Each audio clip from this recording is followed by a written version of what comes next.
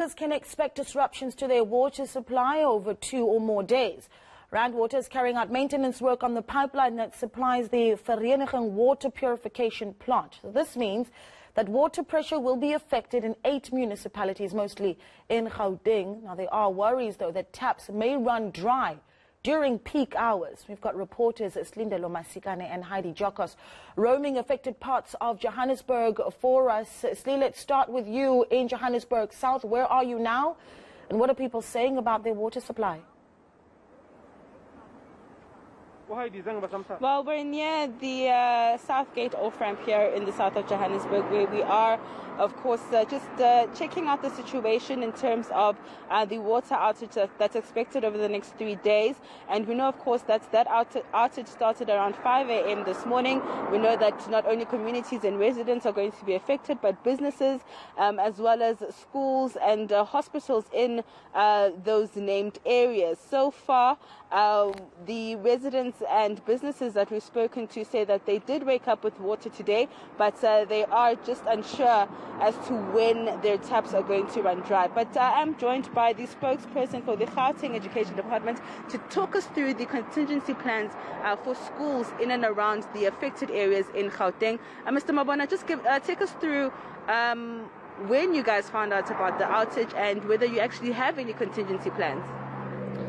Look, you will know that the announcement was made way ahead of time. This is a planned project, and understandably so, from where we are sitting, it must happen, and we support it.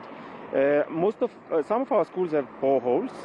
To a certain extent, they should be in a position to have water, but as a precaution for health purposes, we have advised that because now learners are writing exams or assessments one or the other, after writing, they then are released to go home.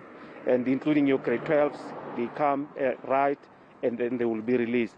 So learners have been encouraged to bring bottled water, so that in the event we don't have water, then they should be in a position. But schools as well, they have different mechanisms to stockpile water, utilizing different ways, because this announcement was made last week already, so no one will be saying they are not aware.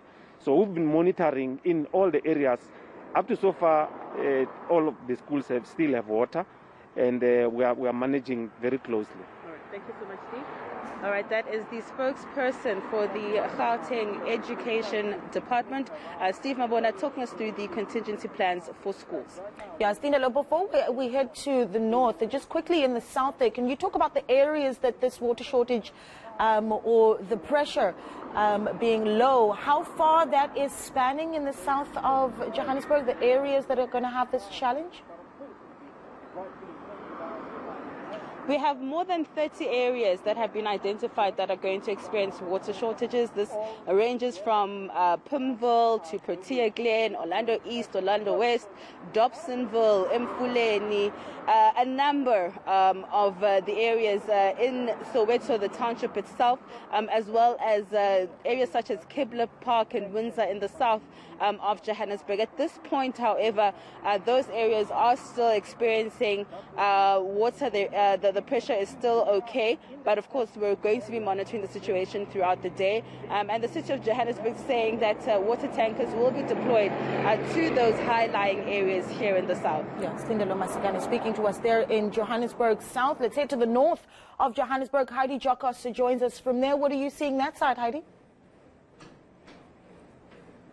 Yes, very similar to what Slee is experiencing. We do know that parts of northern Johannesburg will also be experiencing low water pressure and not entirely a complete shutdown of water. But we are at a primary school, Rand Ridge Primary School here in Rand Park Ridge.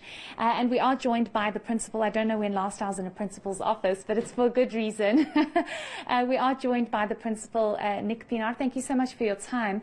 So we appreciate it. I think let's just start off with the kind of impact that these water cuts and low pressure water will have, especially on a primary school.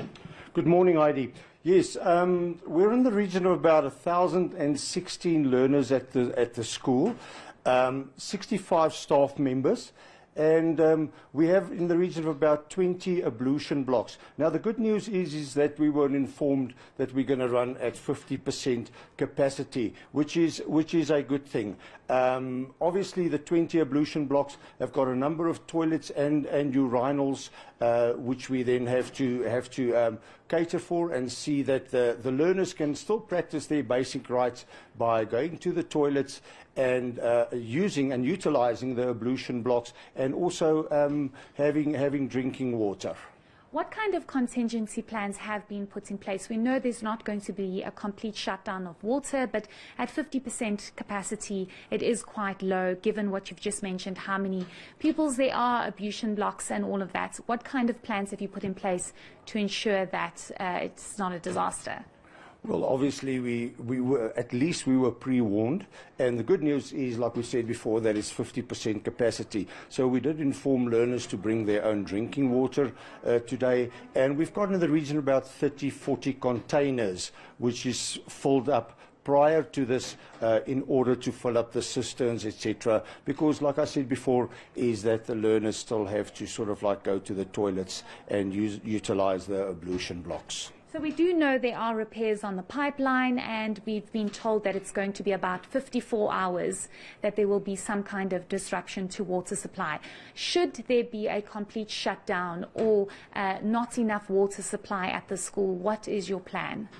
Our plan, obviously, then is if there's a continuation of, like I said, 50% suits us, but if there's a complete shutdown for an indefinite period of time, we will then have to apply to the Johannesburg North District Director or the Circuit Manager for a shutdown then of the school for a day or so, depending on. We're all for maintenance. We know that maintenance has to take place, and it's something that's happening in Gauteng. But if push comes to shove, we will then sort of like think of asking for permission to close the school down. Okay, great. Thank you so much for your time. Thank you, Heidi. Thank you. That's Nick Binod, who's the principal of Rand Ridge Primary School.